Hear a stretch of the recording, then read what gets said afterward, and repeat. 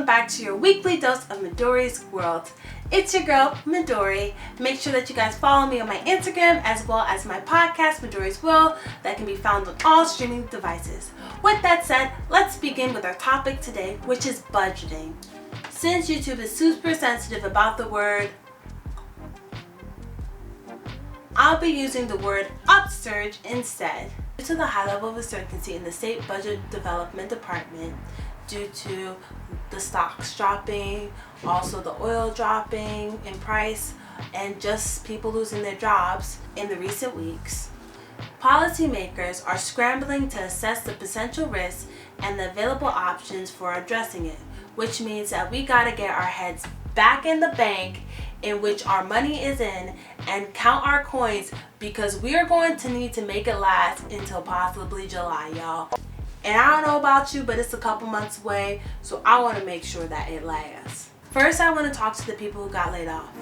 For one thing, that fucking sucks, and you never deserve to be cut out like that. However, now that it's over, let's make sure that you apply for unemployment ASAP, so that you can hopefully hold out until they send you your funds. For all those who don't know if they are eligible for unemployment, I'll be going over that right now, but only the New York State guidelines. So I will Google your state if your state's process differs or you do not live in New York State City. So let's dive deep. What is unemployment and am I eligible? There are a variety of benefits and aid programs to help you if you've lost your job due to Corona. Unemployment insurance programs pay your money if you lose your job through no fault of your own. So if you don't show up to work until they fired you, you won't qualify depending on how petty your place is and your boss is. However, if you are laid off or just under some unfortunate circumstances like the current day of the world, you must meet your state's eligible requirements. Another thing to note is states provide extended benefits when there's a high unemployment rate. You can only apply for extended benefits once you've run out of your regular benefits. Check with your state, not everyone qualifies. Now, when you are getting your unemployment benefits, I want you to think about how we can budget this money to the best of your abilities so you can hold out for an estimated of 4 months or until July or August or maybe September. Due to we don't know exactly that once we get out of quarantine, I don't know about you, but I'm under quarantine currently still. We don't know that once we get out of quarantine or lockdown that we will still have like jobs. Since we don't know that jobs will be like openly opening, since we don't know the estimate of how long this is going to affect the United States in terms of employment. So just about 4 months, guys. The federal government is allowing states to change their laws to provide unemployment insurance benefits to those related to the coronavirus, which most people are losing their jobs or getting fired for. However, each state's rules may be different, so make sure that you contact your state's unemployment insurance program to learn about the information about it and how to apply for unemployment insurance, especially when it comes to health insurance, since not all of that is usually covered under unemployment.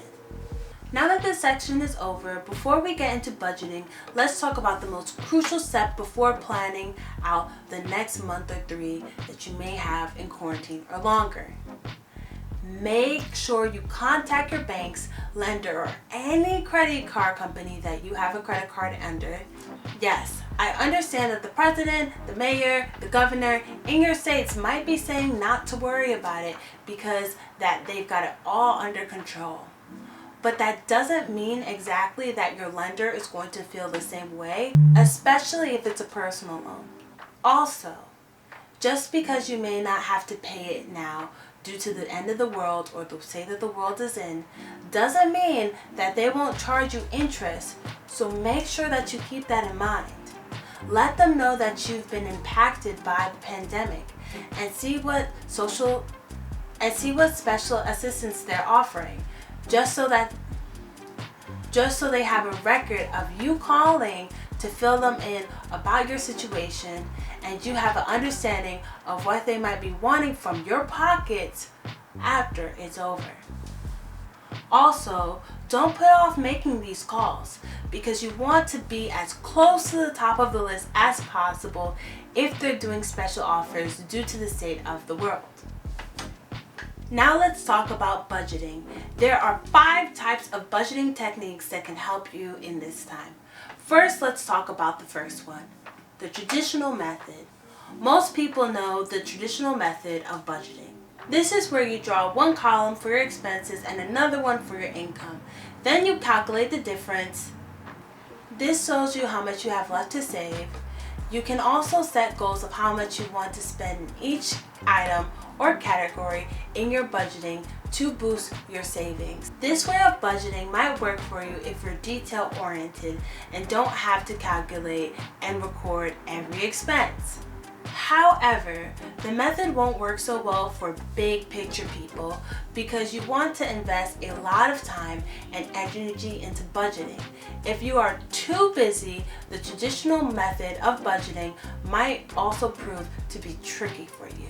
The second method is the 50-20-30 method. Many people determining what portion of their income to save can be challenging.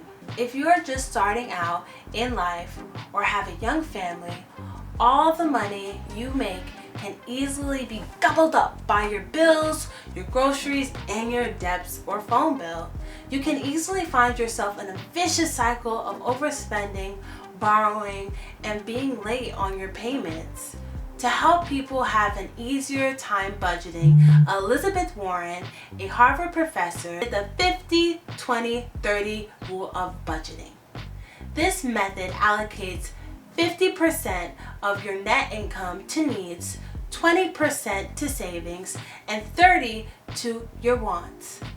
The needs category should include all of the necessary expenses such as rent, mortgage payments, utility bills, car payments, insurance premiums, minimum debt payments, and groceries. This category should not include your entertainment expenses such as your TV subscription or your Netflix and chill, eating out, or the cost of you hosting guests. So if you look for scrap quarters around your home but have Hulu, Netflix, or even Amazon Prime, you might have to think your needs, baby girl, baby boy, again. If you realize that you are spending more than that on your necessary expenses, it is time to either look for ways to boost your income or downsize your lifestyle. This might be moving into a smaller, less expensive house, or getting a more modest, cheaper car than a Ferrari, or using public transportation and eating at home more often.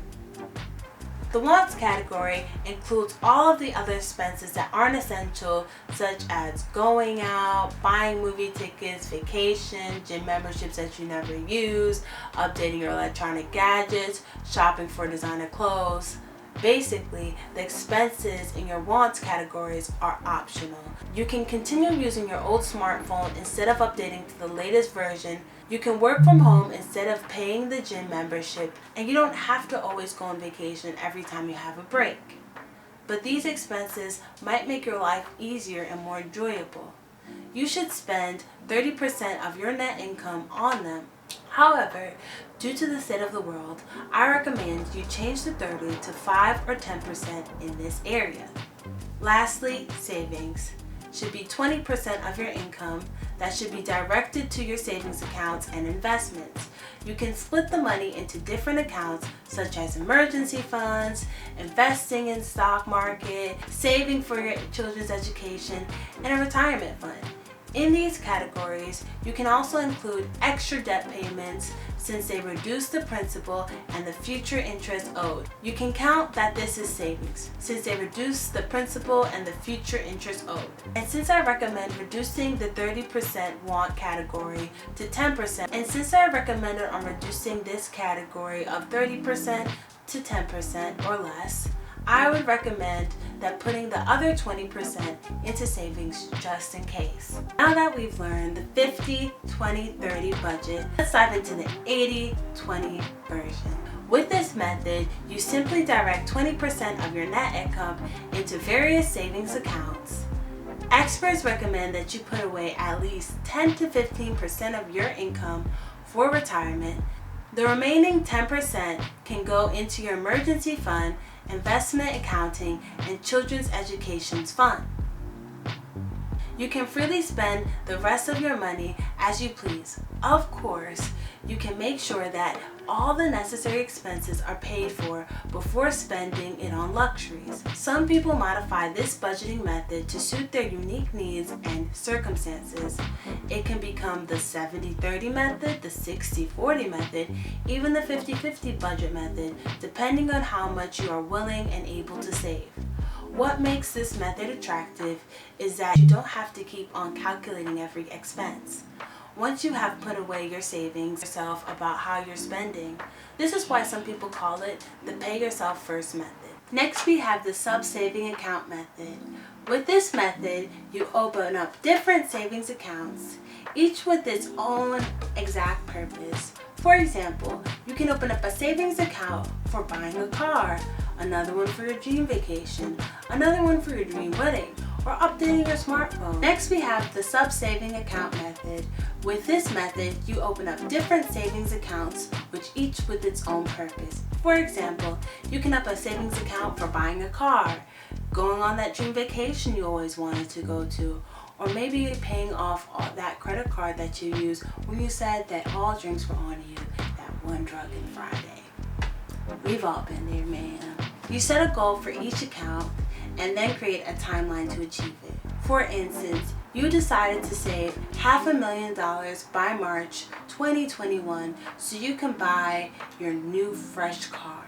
Then you calculate how much you need to put in that account each month to meet your goal.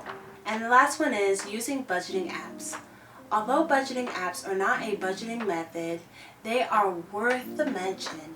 If you have hard time sticking to any other methods of budgeting, you can always make things easier by using a budgeting app, software, or even a tool. These apps and tools usually have categories to help you track your spending and boost your savings.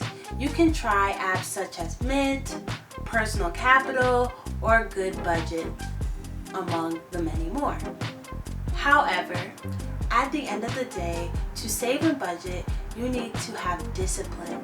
If you put your money away, you don't take it out until you've reached your goal and cut down on all your wants for the while. Also, if you like this video, make sure to give it a thumbs up, but also make sure that you comment down below, or maybe even share this video to a friend that you know is in a situation and would enjoy it or need it. Till the next time that I see you guys, stay blessed, stay happy, my sweet peace. Bye guys.